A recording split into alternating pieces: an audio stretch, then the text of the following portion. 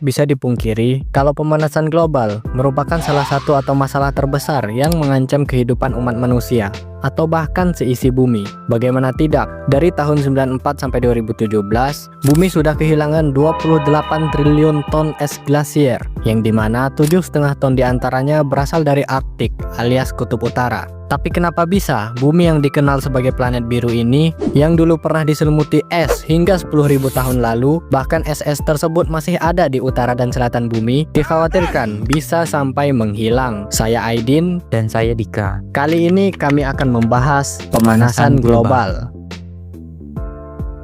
Apa itu pemanasan global? Pemanasan global terdiri dari dua kata, yaitu pemanasan dan global. Jadi secara harfiah, pemanasan global bisa diartikan sebagai pemanasan atau kenaikan suhu yang terjadi secara global. Dikutip dari artikel ilmiah seperti Kemendikbud, Wikipedia, ResearchGate, dan Green Emerald, pengertiannya kurang lebih sama. Pemanasan global atau perubahan iklim adalah suatu proses meningkatnya suhu rata-rata udara, atmosfer, laut, dan daratan bumi.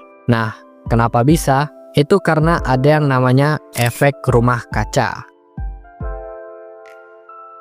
Efek rumah kaca adalah kemampuan atmosfer bumi untuk mempertahankan suhu udara panas bumi agar tetap hangat dan berada di suhu yang nyaman, sama seperti rumah kaca yang dapat memerangkap hangat untuk tanaman. Singkatnya, gas-gas penyebab rumah kaca dikeluarkan menuju atmosfer dan akan membentuk sekumpulan gas di atmosfer bumi. Saat cahaya matahari menuju bumi, sebagian cahayanya akan diserap bumi dan sebagian akan dipantulkan kembali. Namun, cahaya yang dipantulkan tadi akan terpantul kembali ke bumi oleh gas-gas yang ada di atmosfer tadi. Ini yang disebut efek rumah kaca. Gas rumah kaca utama terdiri dari uap air, karbon dioksida, metana, ozon, dan dinitrogen monoksida. Dengan gas-gas buatan seperti fluorokarbon, hidrofluorokarbon, dan klorofluorokarbon. Rata-rata gas rumah kaca utama sendiri terbentuk secara alami, baik itu dari fenomena alam, cuaca, maupun efek dari matahari itu sendiri. Namun,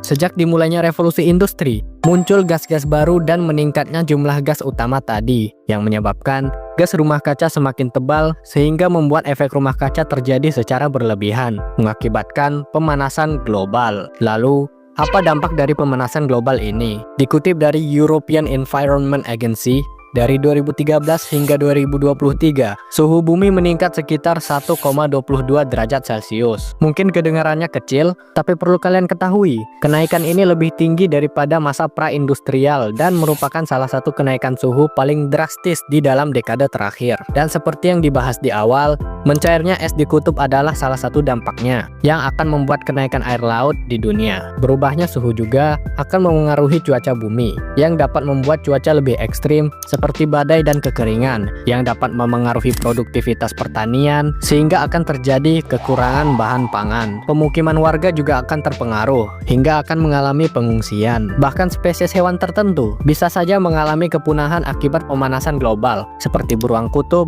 penguin, dan koral.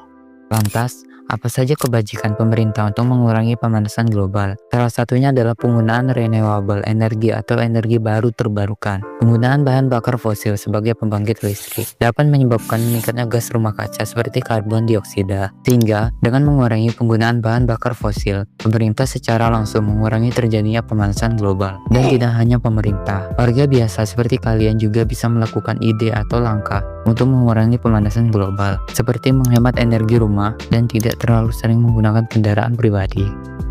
Karena masalah pemanasan global inilah masalah yang serius, negara-negara di penjuru dunia juga membuat perjanjian internasional untuk mengurangi pemanasan global, seperti Protokol Kyoto yang disetujui 192 negara pada tahun 1997 untuk mengurangi emisi karbon dioksida dan gas lainnya, serta Persetujuan Paris yang disetujui 196 negara pada 2015. Itu saja pembahasan dari kami. Jika ada kesalahan informasi, sumber, dan analogi, mohon dimaafkan. Dan sekian, terima kasih.